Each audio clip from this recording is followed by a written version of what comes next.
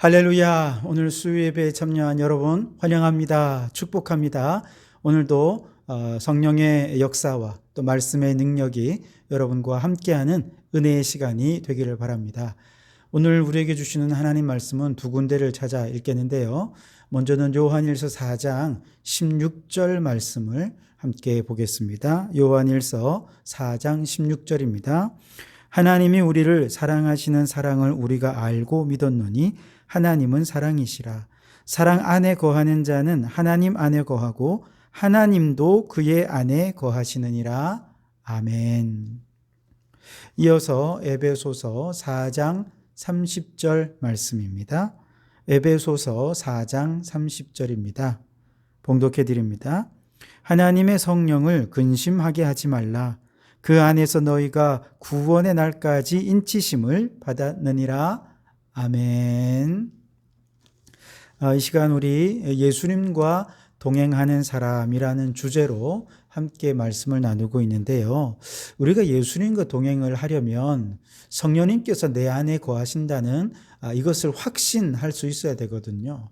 그래서 지난 시간에 우리는 너희 안에 믿음이 있는가 시험하고 그래서 확신하라 이렇게 말씀을 나누었죠. 우리에게는 우리 안에 성령이 계시는지 확신할 수 있는 테스트기가 있어요. 그것이 무엇입니까? 성경 말씀이죠. 그래서 말씀을 테스트기로 해서 말씀에서 이렇게 하면 하나님이 너희 안에 거하신다라고 말씀하시면 우리는 그 말씀을 믿고 바로 그런 삶이 우리에게 펼쳐질 때 아하 내가 성령님께서 내 안에 계시구나 하는 것들을 우리가 알 수 있게 되죠. 지난 시간에 우리는 어떤 경우 하나님이 성령으로 내 안에 계신가 하는 것을 알 수 있습니까?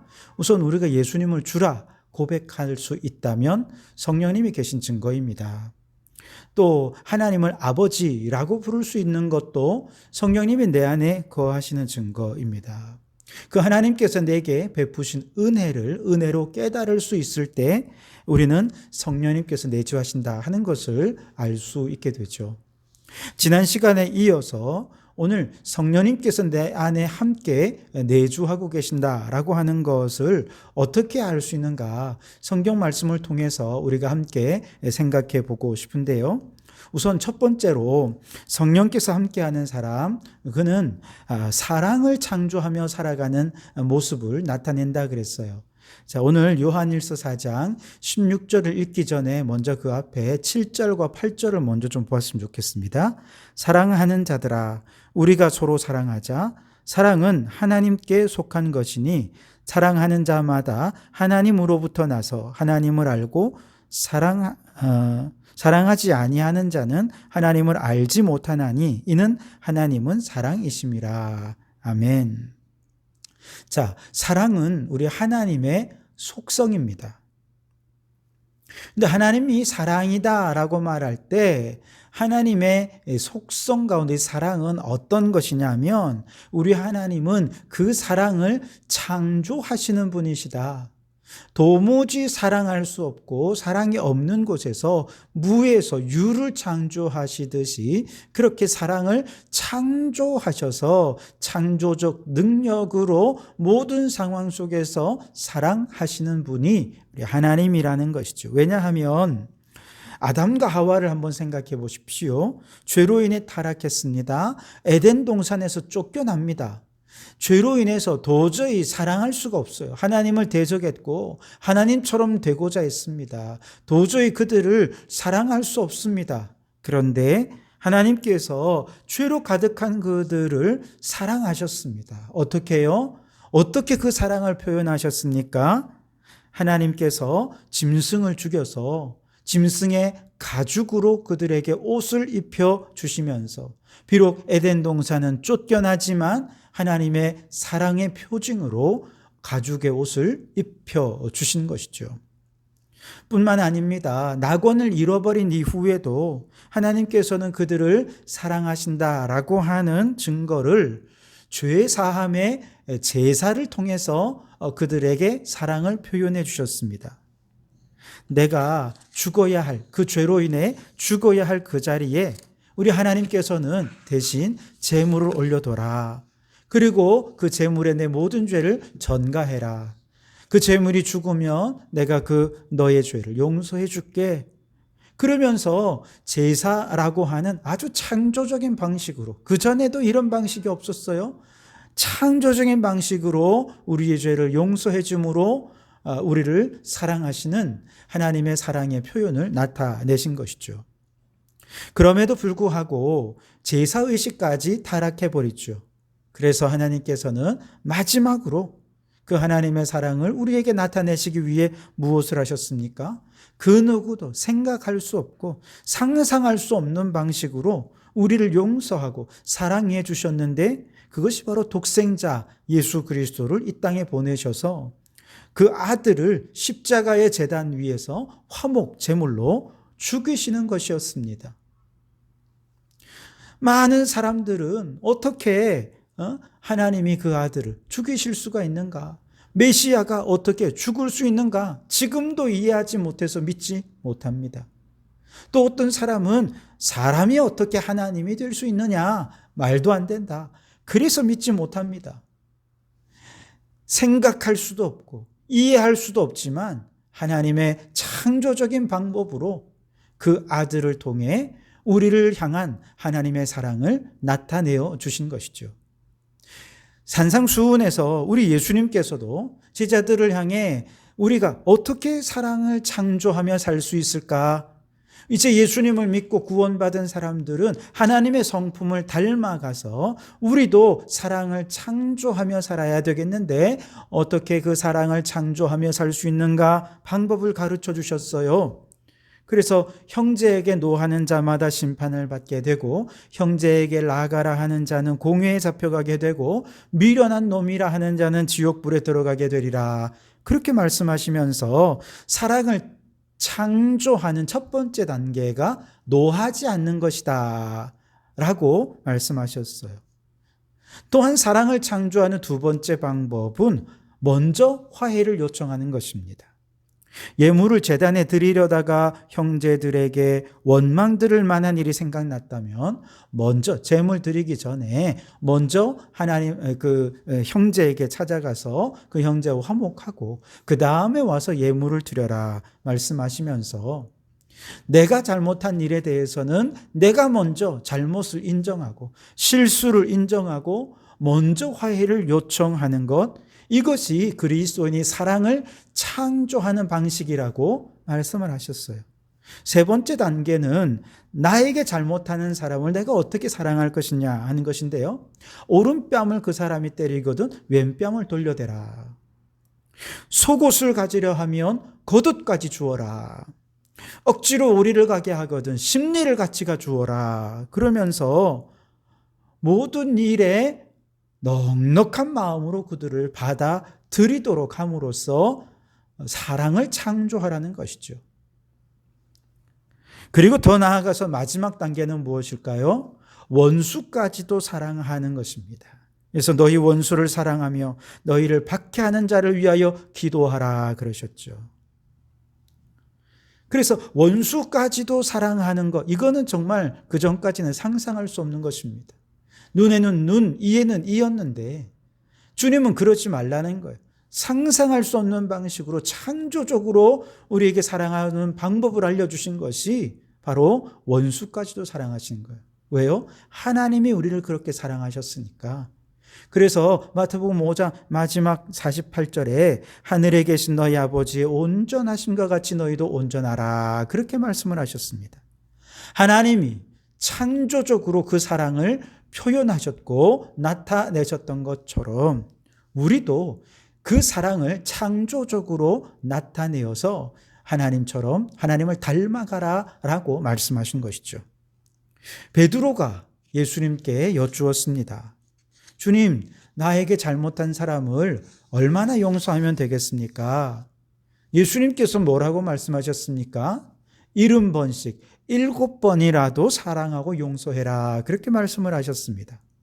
이 말씀은 무조건 용서하라는 얘기가 아닙니다. 도저히 용서가 안 되는 관계 안에서라도 화목과 용서와 사랑을 창조해내어야 한다는 것이죠. 그런데 이렇게 사랑을 창조해내는 하나님의 능력이 내게는 없습니다. 내 안에 들어온 성령님이 그 사랑을 창조할 능력이 있으신 것이죠. 그래서 성령님이 함께하는 사람의 삶은 사랑을 창조해내는 능력이 함께 한다는 것이죠. 탈무드에 이런 이야기가 나옵니다. 만일 사람이 빵으로 살게 되어 있다면 왜 하나님은 빵나무를 만들지 않으셨을까? 이에 대한 지혜자들의 대답은 이렇습니다. 하나님이 우리를 창조의 동반자로 삼기 위해서였다. 하나님은 빵을 맺는 나무를 창조하시는 대신에 우리가 스스로 밭을 갈고 씨를 뿌리고 물을 주고 거두고 그것을 다시 갈고 까부른 다음에 빵을 굽도록 하시면서 하나님의 창조적인 사역에 동참하도록 하셨다는 것이죠. 이런 질문도 있습니다. 왜 하나님은 요술지팡이로 모든 싸움과 증오와 불평을 몰아내고 온 세상을 사랑으로 가득 채우지 않으신 것일까? 이에 대한 지혜자들의 대답도 마찬가지입니다. 그분이 우리를 존귀하게 여기셔서 우리가 그분의 동반자가 되어 사랑을 창조하도록, 그래서 사랑 넘치는 하나님의 나라를 확장해 가는데 동참하도록 하기 위해서 그렇게 하셨다는 것이죠. 그런데 이처럼 사랑을 창조하며 하나님의 나라를 확장하는 이 일은 내 힘으로 가능합니까? 불가능합니다. 오직 내 안에 계신 성령님께서 사랑을 창조할 힘과 능력을 주실 때 비로소 사랑을 창조하고 사랑 가득한 하나님의 나라를 확장시켜 갈 수 있게 되는 것이죠. 더 나아가서 사실은 좀 더 깊이 생각해 보면 이미 온 우주 만물은 하나님의 주관과 섭리 가운데 있습니다. 하나님은 이 세상 가운데 지금도 하나님의 사랑을 창조해 가고 계십니다. 그런데 그 하나님께서 하나님의 창조의 사역에 성령이 그 안에 있는 자들을 초청하시는 것이죠. 그래서 성령이 그 안에 거하시는 사람은 이미 온 세상 가운데서 하나님이 이렇게 창조적으로 사랑하고 계신다 하는 것들을 발견하는 것입니다. 이걸 계시라고 하지 않습니까? 하나님의 계시를 내 안에 계신 성령님께서, 하나님의 깊은 것까지라도 통달하시는 성령님께서 그것을 깨닫고 눈치채고 하나님의 창조의 사역에 슬쩍 숟가락을 얹는 것이죠. 그렇기 때문에 우리가 어떤 새로운 사랑을 창조한다기보다는 본질적으로 생각하면 하나님이 사랑의 창조의 역사를 진행하시고 우리는 그저 하나님이 하시는 창조 사역에 동참하는 것이다. 이렇게 얘기할 수 있는 것이죠. 그래서 우리가 그 하나님의 사랑의 창조적인 사역에 동참하기만 하면 도저히 사랑할 수 없는 사람을 사랑하게 됩니다. 용서할 수 없는 사람을 70번씩 7번이라도 내가 용서할 수 있는 창조적인 방법을 찾아서라도 용서하고 사랑하게 됩니다. 오른뺨을 맞아도 왼뺨을 돌려대면서도 기뻐할 수 있는 것이지요. 나에게 원수처럼 구는 그 사람, 내게는 사랑할 방법이 없어요. 그런데 하나님께서 이미 사랑할 수 있는 창조적인 방법들을 알려주셨고 내 안에 계신 성령님께서 그것을 깨달아서 하나님의 창조 사역에 동참하여서 우리로 하여금 원수 맺은 사람까지도 창조적인 방법으로 사랑하게 해주시는, 여기에 놀라운 창조의 역사가 있는 것이죠. 그래서 여러분, 우리 신앙생활이라고 하는 것은 그저 교회 나오고 또 기도하고 전도하고 봉사하고 하는 어떤 단순한 종교 생활이 아니라 우리 모든 일상의 삶에서 주시는 하나님의 힘으로 사랑을 창조하며 살아가는 것, 이것이 신앙생활이라 그렇게 얘기할 수 있습니다. 예수님께서 물로 포도주를 만드신 사건, 가나 혼인잔치의 놀라운 기적의 사건을 여러분 아실 것입니다.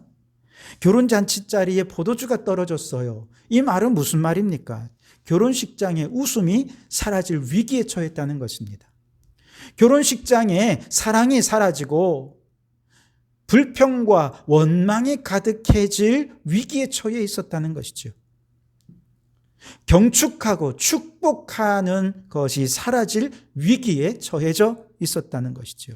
바로 그때 예수님께서 물을 포도주로 바꾸시는 창조적인 방식으로 결혼식장에 함께한 모든 가족들과 이웃들과 공동체 안에 웃음과 사랑과 경축을 회복시켜 주신 창조적인 사역이었다, 그렇게 얘기할 수 있습니다. 마가복음 11장 말씀에서 예수님께서는요, 열매 없는 무화과 나무를 저주하신 사건이 나옵니다. 무화과 나무가 열매를 맺지 못하는 것은, 이것은 무화과 나무의 존재 의미가 없으니 잘라버려야 된다, 뿌리부터 말라버리게 저주하지 않으셨습니까? 자, 그런데 무화과 나무는 전통적으로 이스라엘 백성들을 상징하는 것입니다. 이스라엘 백성들, 하나님의 선민들이 맺어야 할 열매가 있다는 것이죠. 그게 뭡니까? 사랑의 열매라는 것입니다. 그런데 이스라엘 백성들은 율법의 기준을 가지고 사랑이 아니라 비난과 정죄로 사랑의 열매를 맺지를 못하는 것입니다. 율법을 지키지 않으면 막 비난을 하는 것입니다. 정죄하는 것입니다. 그래서 사람들이 아이고, 오늘 율법을 제대로 지키지 않은 거 누가 혹시 봤을까 두려워하고 말이죠. 그렇게 눈치 보게 만들고 있었던 것이죠. 또 종교 지도자들은 이걸 이용해서 자신의 권력을 유지하는 수단으로 삼았던 것입니다.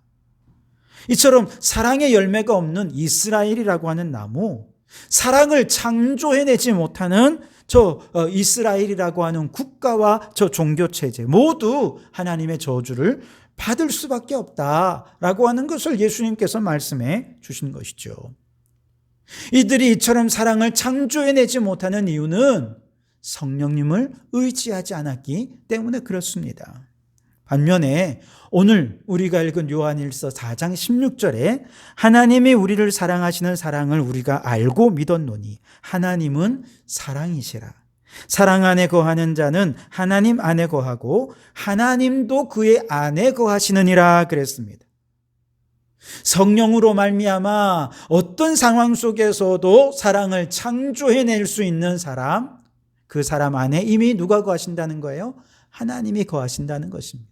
이건 하나님이 아니고서는 사랑을 창조해낼 능력이 우리에게 없다는 것이죠. 왜요? 사랑은 하나님의 속성이기 때문에 그렇습니다.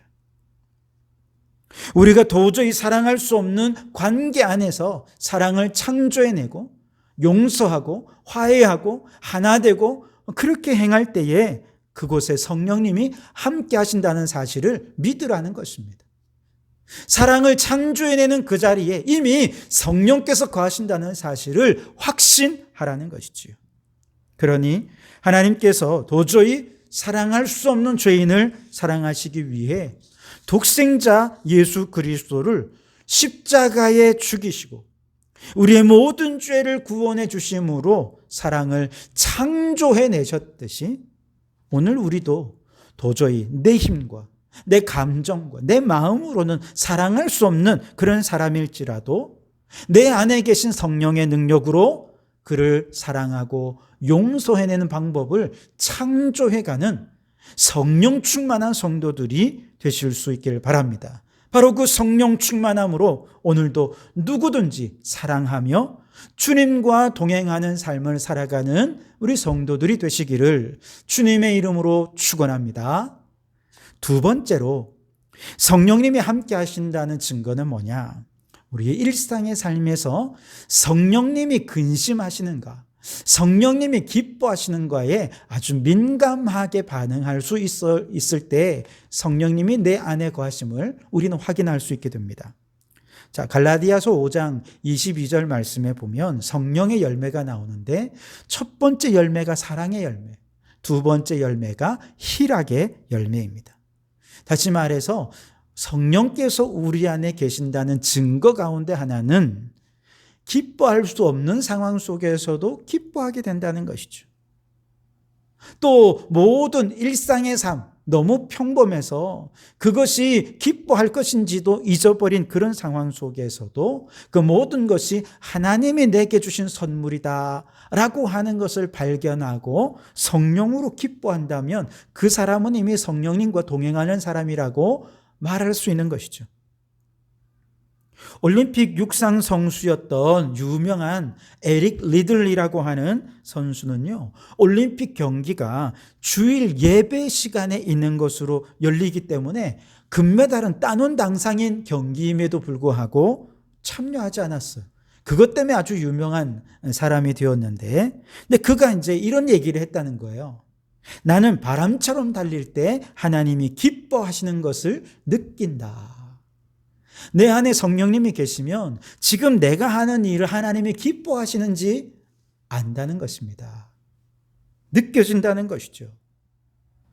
에릭 리들이 그가 하는 달리기를 통해서 하나님이 기뻐하시는 것을 느낀다면 오늘 예수님을 믿고 구원받아 성령님이 함께하는 사람들은요, 직장에 가서 열심히 땀 흘려 일을 할 때 하나님이 기뻐하시는 것을 느끼게 될 것입니다. 학생들은 학교에서 열심히 공부하고 집중해서 공부할 때 하나님이 기뻐하신다는 사실을 깨닫게 될 것입니다. 우리의 모든 일상 속에서 하나님이 나와 함께 하시면서 내가 하나님이 기뻐하시는 일들을 감당하고 모든 순간을 하나님의 선물로 받아들이며 기뻐할 때 하나님이 기뻐하는구나, 나와 함께 기뻐하시는구나 하는 것을 깨닫게 된다는 것이죠. 뿐만 아니라 예수님을 믿고 거듭난 성도들은요, 안 믿는 사람들과 조금 특별한 차이점이 있어요. 우리가 만약에 하나님이 기뻐하지 않는 활동에 참여하거나 혹은 그런 공간, 그런 사람들을 만나게 될 때 하나님이 기뻐하지 않는다는 사실을, 성령님이 내 안에서 근심한다는 사실을 깨닫게 된다는 것이죠. 물론 안 믿는 사람들에게도 양심이라는 것이 있어서 죄를 짓고 또 악한 일을 행할 때 양심의 작용을 통해 가책을 느끼게 되죠. 모든 사람에게 주신 일반 은총입니다. 그 양심으로 인해서 그가 주님께 돌아오게 되는 일들이 일어나는 것이죠. 그런데 우리 믿는 사람들은요, 이보다 좀 더 깊이 들어가서 하나님이 싫어하시는, 하나님이 미워하시는 일에 대해서 우리는 좀 더 예민하게 반응하게 된다는 것이죠. 왜? 하나님이 기뻐하시는 일이 무엇인지 우리는 알거든요. 그렇기 때문에 하나님이 기뻐하지 않는 일을 하게 되고 그런 공간에서 그런 사람들과 만나서 그렇게 있으면 성령님이 근심한다는 사실을 알게 돼요. 영의 가책이 오는 것이지요. 예를 들어 주일 성수를 하지 않거나 혹은 온전한 헌금을 드리지 못한다거나 기도 생활을 제대로 하지 않으면 누가 뭐라고 하지도 않는데도 마음속에 뭔가 불편함이 있습니다. 괴로움이 있습니다. 양심의 찔림이 있는 것이죠. 이건 법에 저촉이 되는 것도 아니고 도덕적인 문제도 아니에요. 다만 하나님이 기뻐하지 않는다는 것을 알기 때문에 우리의 마음속에 성령의 근심이 느껴지는 것이죠. 감사한 것은 이런 성령의 근심이 느껴지는 것은 우리에게 참 유익한 근심이라는 것이죠. 성령의 근심을 깨닫고 그 깨달음에 민감하게 반응해서 하나님이 기뻐하지 않는 자리를 속히 떠나는 것이죠.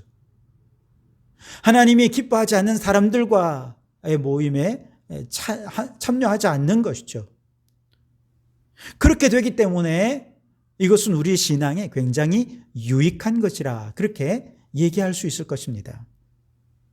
오늘 우리가 읽은 에베소서 4장 30절 말씀에 하나님의 성령을 근심하게 하지 말라. 그 안에서 너희가 구원의 날까지 인치심을 받았느니라. 그렇게 말씀하십니다. 한번 내 안에 들어온 성령님은 천국 가는 날까지 우리를 떠나지 않으시겠다고 인쳐 주셨습니다. 약속해 주셨습니다. 그래서 우리가 아무리 하나님이 기뻐하지 않는 일을 한다 하더라도 하나님은 우리를 결코 떠나지 않으십니다. 우리를 외면하지 않습니다. 다만 우리 안에 거하시면서 근심하십니다. 우리를 위하여 말할 수 없는 탄식으로 중보하십니다.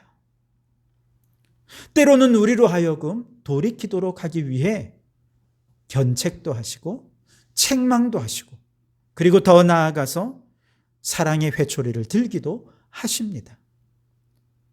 그러나 이 모든 일들은 다 성령님이 우리를 사랑하시기 때문에 회개하도록 하기 위해 행하시는 일들이라는 것이죠. 그래서 우리 성도들은요, 성령님이 내 안에 거하신다라고 할 때 하나님이 기뻐하지 않은 일을 하면 내 안에 근심이 찾아오면 아하, 성령님이 내 안에 내주하시는구나 확신하실 수 있길 바랍니다. 기왕이면 성령님의 근심에 대해 좀 더 예민해지실 수 있길 바랍니다. 그래서 성령의 근심이 나의 양심의 가책을 느끼게 할 때 빨리 그 자리를 떠나서 하나님이 기뻐하시는 삶으로 돌이킬 수 있어야 할 것입니다. 세례를 받은 지 얼마 안 되는 한 청년이 목사님께 찾아와 울면서 얘기합니다. 목사님, 저는 예수님을 헛믿었습니다. 제가 세례받은 것은 다 가짜입니다. 그렇게 얘기를 하는 거예요. 왜냐? 그가 세례받을 때 마음속에 이런 결단을 했다는 거예요. 나는 이제 예수님을 믿고 죄사함 받았으니 이전의 모든 죄악된 생활은 다 청산하리라. 다시는 술 마시고 방탕하는 그런 회식 자리에는 내가 절대 참여하지 않으리라. 이런 결심을 했다는 것이죠. 그런데 그날 어쩔 수 없이 회식에 참석했습니다. 그저 참석했으면 그것으로 끝날 텐데 그만 사람들과 어울려서 방탕하고 차마 말할 수 없는 부끄러운 죄를 저지르게 되었다는 것입니다. 이 청년은 이 일로 인해 너무나도 깊은 좌절과 낙심에 빠졌습니다. 하나님이 나를 떠나셨을 것이다. 이제 나는 더 이상 내게 주어진 세례도 효력이 없어졌다. 이렇게 생각하며 좌절했던 것이죠. 목사님이 그 청년에게 물었습니다. 자네가 이렇게 괴로워하는 까닭이 무엇인가? 오늘 자네와 함께 그 자리에 있던 다른 사람들도 이렇게 자네처럼 괴로워하던가? 청년이 대답합니다. 아니요. 그들은 아주 재미있고 또 아주 즐거웠다고 생각하며 지금 아마 집에 돌아가서 편히 자고 있을 것입니다. 그 이야기를 들은 목사님이 말씀하십니다. 그런데 자네는 왜 이렇게 괴로워하는 것인가? 자네가 괴로워하는 것은 여전히 자네 안에 성령님께서 근심하고 계시기 때문이 아닌가라고 얘기하는 것이죠. 그러면서 에베소서 4장 30절의 말씀을 읽어주셨습니다. 하나님의 성령을 근심하게 하지 말라. 그 안에서 너희가 구원의 날까지 인치심을 받았느니라. 이 말씀을 읽은 청년은 자신의 죄악에도 불구하고 자신을 떠나지 않으시고 내 안에서 여전히 거하시면서 근심하시면서 우리를 위하여 말할 수 없는 탄식으로 기도하시는 성령님의 은혜에 감사하면서 눈물로 회개하고 첫 마음 그 세례받을 때 그 마음을 다시금 잃지 않도록 결단했다는 것입니다. 또 다른 어떤 분은 알코올 중독에 걸릴 정도로 참 술을 좋아하는 분이 계셨습니다. 얼마나 술을 좋아했던지 술 때문에 직장에서도 그만 쫓겨나게 되었고 가정에서도 지금 이혼의 위기에까지 몰려있는 상황이 되었습니다. 인생의 막다른 골목에서 전도를 받고 교회를 나오기 시작했습니다. 교회를 다니면서도 여전히 술을 마셨습니다. 여전히 위기는 계속되었습니다. 그런데 교회 다닌 이후에 좀 달라진 것이 있습니다. 술을 마시지만 이제부터 마음이 자꾸 불편해지기 시작하더라는 것이죠.